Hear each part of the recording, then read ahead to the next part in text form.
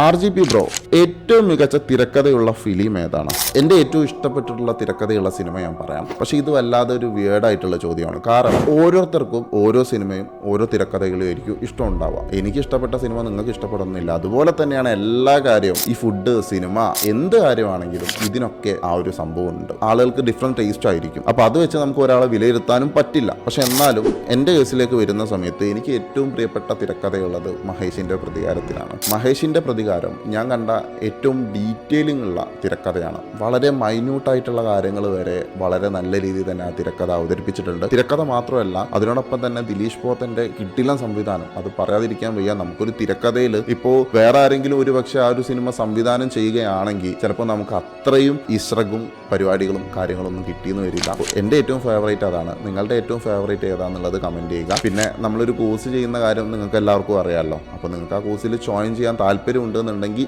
Join ഒന്ന് താഴെ comment ചെയ്താൽ മതി. അപ്പോൾ ഫോളോ ഫോർ മോർ.